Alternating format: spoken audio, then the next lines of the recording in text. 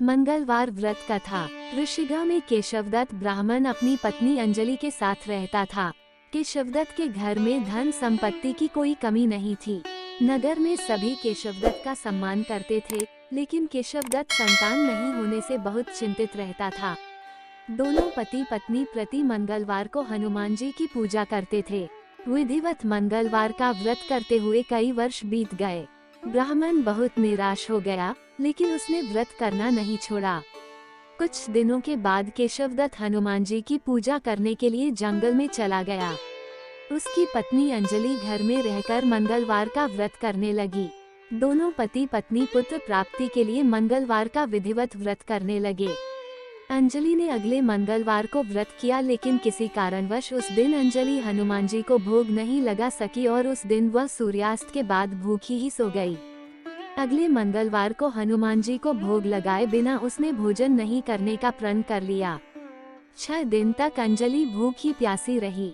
7वें दिन मंगलवार को अंजलि ने हनुमान जी की पूजा की, लेकिन तभी भूख प्यास के कारण अंजलि बेहोश हो गई। हनुमान जी ने उसे स्वप्न में दर्शन देते हुए कहा, उठो पुत्री, मैं तुम्हारी पूजा पाठ से बहुत प्रसन्न हूँ। तुम्हें सुंदर और सुयोग्य पुत्र होने का वर देता हूँ। यह कहकर हनुमान जी अंतर्धान हो गए। तत्काल अंजलि ने उठकर हनुमान जी को भोग लगाया और स्वयं भोजन किया। हनुमान जी की अनुकंपा से अंजलि ने एक सुंदर शिशु को जन्म दिया। मंगलवार को जन्म लेने के कारण उस बच्चे का नाम मंगल प्रसाद रखा गया। कुछ दिनों बाद अंजलि का पति केशवदत्त भी घर लौट आया। उसने मंगल को देखा तो अंजलि से पूछा, यह सुंदर बच्चा किसका है? अंजलि ने खुश होते हुए हनुमान जी के दर्शन देने और पुत्र प्राप्त होने का वरदान देने की सारी कथा सुना दी। लेकिन केशवदत्त को उसकी बातों पर विश्वास नहीं हुआ। उसके मन में पता नहीं कैसे यह कलुषित विचार आ गया कि अंजलि ने उसके साथ विश्वासघात किया है। अपने पापों को छिपाने के लिए अंजलि झूठ बोल रही है। केशवदत्त ने उस बच्चे को मार डालने की योजना बनाई। एक दिन केशवदत्त स्नान के लिए कुएं पर गया। मंगल भी उसके साथ था। केशवदत्त ने मौका देखकर मंगल को कुएं में फेंक दिया और घर आकर बहाना बना दिया कि मंगल तो कुएं पर मेरे पास पहुंचा ही नहीं। केशवदत्त के इतने कहने के ठीक बाद मंगल दौड़ता हुआ घर लौट आया। केशवदत्त मंगल को देखकर बुरी तरह हैरान हो उठा। उसी रात हनुमान जी ने केशवदत्त को स्वप्न में दर्शन देते हुए कहा, तुम दोनों के मंगलवार के व्रत करने से प्रसन्न होकर पुत्र जन्म का वर मैंने दिया था, फिर तुम अपनी पत्नी पर शक क्यों करते हो? उसी समय केशवदत्त ने अंजलि को जगाकर उससे क्षमा मांगते हुए स्वप्न में हनुमान जी के दर्शन देने की सारी कहानी सुनाई। केशवदत्त ने अपने बेटे को हृदय से लगाकर बहुत प्यार किया। उस दिन के बाद सभी आनंद पूर्वक रहने लगे। मंगलवार का विधिवत व्रत करने से केशवदत्त और उनके सभी कष्ट दूर हो गए।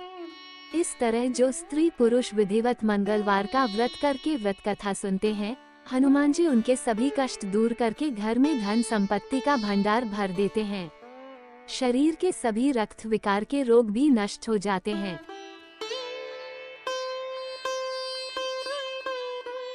व्यास जी ने कहा, एक बार नैमिषारण्य तीर्थ में 80,000 मुनि एकत्र होकर पुराणों के ज्ञाता श्री सूत जी से पूछने लगे, हे महामुनि, आपने हमें अनेक पुराणों की कथाएं सुनाई हैं, अब कृपा करके हमें ऐसा व्रत और कथा बताएं जिसके करने से संतान की प्राप्ति हो तथा मनुष्यों को रोग, शोक, अग्नि, सर्वोदय आदि का भय दूर हो, क्योंकि कलियुग में सभी जीवों की आयु बहुत कम है।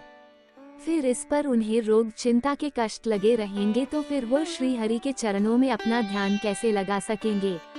श्री सूत जी बोले, हे मुनियों, आपने लोक कल्याण के लिए बहुत ही उत्तम बात पूछी है। एक बार युधिष्ठिर ने भगवान श्री कृष्ण से लोक कल्याण के लिए यही प्रश्न किया था। भगवान श्री कृष्ण और युधिष्ठिर का संवाद तुम्हारे सामने कहता हूँ, ध्यान देकर सुनो। एक समय पांडवों की सभा में श्री कृष्ण जी बैठे हुए थे। तब युधिष्ठिर ने भगवान श्री कृष्ण से प्रश्न किया, हे प्रभु नंद गोविंद, आपने मेरे लिए अनेकों कथाएं सुनाई हैं, आज आप कृपा करके ऐसा व्रत या कथा सुनाएं जिसके करने से मनुष्य को रोग चिंता का भय समाप्त हो और उसको पुत्र की प्राप्ति हो। हे प्रभु, बिना पुत्र के जीवन व्यर्थ है, पुत्र के बिना मनुष्य नरकागामी होता है, पुत्र के बिना मनुष्य पितृ ऋण से छुटकारा नहीं पा सकता और न ही उसका पुनग नामक नरक से उद्धार हो सकता है। अतः पुत्रदायक व्रत बतलाएं। श्री कृष्ण भगवान बोले, हे मैं एक प्राचीन इतिहास सुनाता हूँ, आप उसे ध्यानपूर्वक सुनो। कुंडलपुर नामक एक नगर था, उसमें नंदा नामक एक रहता था। भगवान की कृपा से उसके पास सब कुछ था, फिर भी वह दुखी था। इसका कारण यह था कि स्त्री सुनंदा के कोई संतान न थी। सुनंदा पतिव्रता थी, भक्तिपूर्वक श्री हनुमान जी की आराधना करती थी। मंगलवार के दिन व्रत करके अंत में भोजन बनाकर हनुमान जी का भोग लगाने के बाद स्वयं भोजन करती थी। एक बार मंगलवार के दिन गृह कार्य की अधिकता के कारण हनुमान जी को भोग न लगा सकी, तो इस पर उसे बहुत दुख हुआ। उसने कुछ भी नहीं खाया और अपने मन में प्रण किया कि अब तो अगले मंगलवार को ही हनुमान जी का भोग लगाकर अन्न जल ग्रहण करूंगी। सुनंदा प्रतिदिन भोजन बनाती, श्रद्धापूर्वक पति को खिलाती, परंतु स्वयं भोजन नहीं करती और मन ही मन श्री हनुमान जी की आराधना करती थी। इसी प्रकार 6 दिन गुजर गए और सुनंदा अपने निश्चय के अनुसार भूखी प्यासी निराहार रही। अगले मंगलवार को सुनंदा प्रातः काल ही बेहोश होकर गिर पड़ी। सुनंदा की इस असीम भक्ति के प्रभाव से श्री हनुमान जी बहुत प्रसन्न हुए और प्रकट होकर बोले, सुनंदा, मैं तेरी भक्ति से बहुत प्रसन्न हूँ, तू उठ और वर मांग। सुनंदा अपने आराध्य देव श्री हनुमान जी को देखकर आनंद की अधिकता से हो श्री हनुमान जी के चरणों में गिरकर बोली, हे प्रभु, मेरी कोई संतान नहीं है, कृपा करके मुझे संतान प्राप्ति का आशीर्वाद दे, आपकी अति कृपा होगी। श्री महावीर जी बोले, तेरी इच्छा पूर्ण होगी, तेरी एक कन्या पैदा होगी, उसके अष्टांग प्रतिदिन सोना दिया करेंगे। इस प्रकार कहकर श्री महावीर जी अंतर्ध्यान हो गए। सुनंदा बहुत हर्षित हुई और सभी समाचार अपने पति से कहा। देव कन्या का वरदान सुनकर कुछ दुखी हुए, परंतु सोना मिलने की बात सुनी तो बहुत प्रसन्न हुए। विचार किया कि ऐसी कन्या के साथ मेरी निर्धनता भी समाप्त हो जाएगी। श्री हनुमान जी की कृपा से वो गर्भवती हुई और 10वें महीने में उसे बहुत ही सुंदर पुत्री प्राप्त हुई। यह बच्ची अपने पिता के घर में ठीक उसी तरह से बढ़ने लगी जिस प्रकार शुक्ल पक्ष का चंद्रमा बढ़ता है। 10वें दिन ने उस बालिका का नामकरण संस्कार कराया। उसके कुल पुरोहित ने उस बालिका का नाम रत्नावली रखा, क्योंकि यह कन्या सोना प्रदान किया करती थी। इस कन्या ने पूर्व जन्म में बड़े ही विधान से मंगलदेव का व्रत किया था। रत्नावली का अष्टांग बहुत सा सोना देता था। उस सोने से नंदा बहुत ही धनवान हो गया। अब भी बहुत अभिमान करने लगी थी। समय बीतता रहा, अब रत्नावली 10 वर्ष की हो चुकी थी। एक दिन जब नंदा प्रसन्नचित्त था, तब सुनंदा ने अपने पति से कहा, मेरी पुत्री रत्नावली विवाह के योग्य हो गई है, अतः आप कोई सुंदर तथा योग्य वर देखकर इसका विवाह कर दें। यह सुन बोला, अभी तो रत्नावली बहुत छोटी है।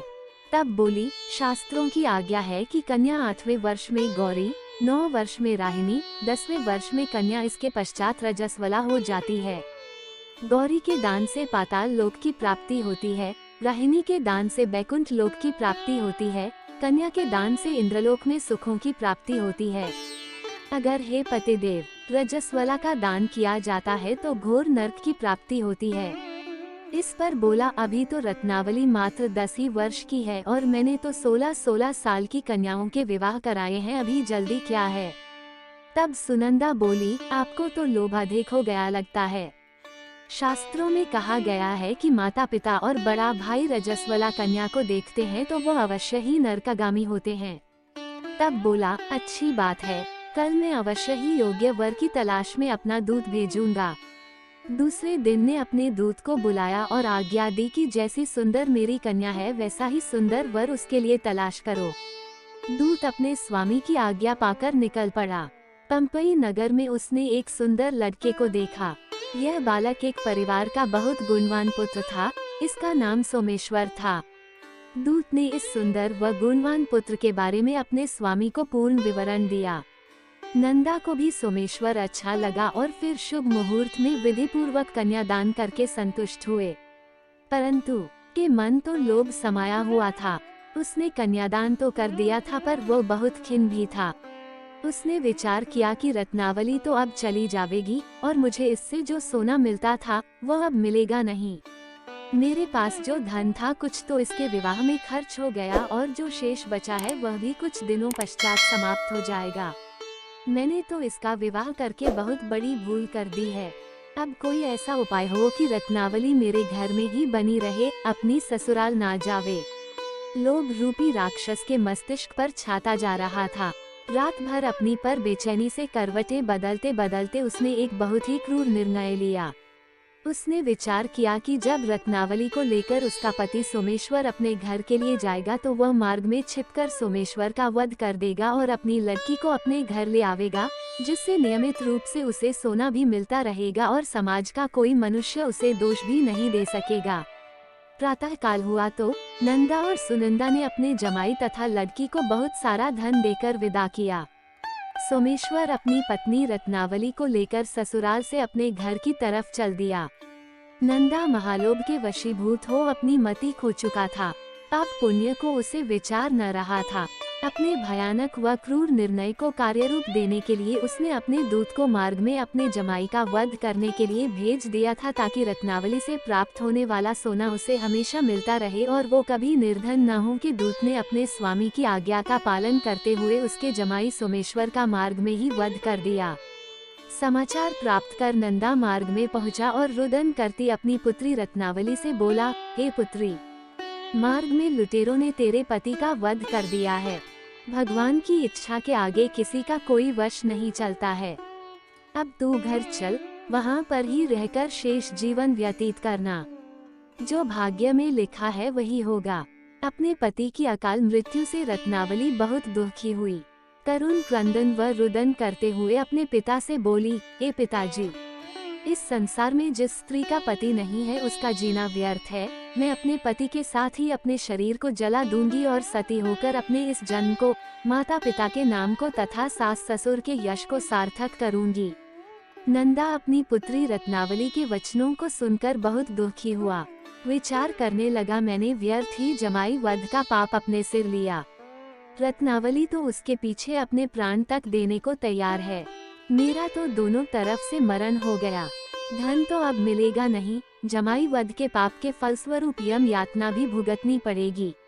यह सोचकर वह बहुत खिन्न हुआ। सोमेश्वर की चिता बनाई गई। रत्नावली सती होने की इच्छा से अपने पति का सिर अपनी गोद में रखकर चिता में बैठ गई। जैसे ही सोमेश्वर की चिता को अग्नि लगाई गई, वैसे ही प्रसन्न हो मंगलदेव वहां प्रकट हुए और बोले, हे रत्नावली, मैं तेरी पति भक्ति से बहुत प्रसन्न हूँ, तू वर मांग। रत्नावली ने अपने पति का जीवन दान मांगा। तब मंगल देव बोले, रत्नावली, तेरा पति अजर अमर है, यह महाविद्वान भी होगा और इसके अतिरिक्त तेरी जो इच्छा हो वर मांग। तब रत्नावली बोली, हे ग्रहों के स्वामी, यदि आप मुझ पर प्रसन्न हैं तो मुझे यह वरदान दीजिए कि जो भी मनुष्य मंगलवार के दिन प्रातः काल लाल पुष्प लाल चंदन से पूजा करके आपका स्मरण करे, उसको रोग व्याधि न हो, स्वजनों का कभी वियोग न हो, सर्प अग्नि तथा शत्रुओं का भय न रहे। जो स्त्री मंगलवार का व्रत करे वो कभी विधवा न हो। मंगल देव तथास्तु कहकर अंतर्ध्यान हो गए। सोमेश्वर मंगल देव की कृपा से जीवित हो उठा। रत्नावली अपने पति को पुनः प्राप्त कर बहुत प्रसन्न हुई और मंगल देव का व्रत प्रत्येक मंगलवार को करके वृतराज और मंगल देव की कृपा से इस लोक में सुख ऐश्वर्य को भोगते हुए अंत में अपने पति के साथ स्वर्ग लोक को गई। बोलिए पवन पुत्र हनुमान की जय, बालाजी महाराज की जय।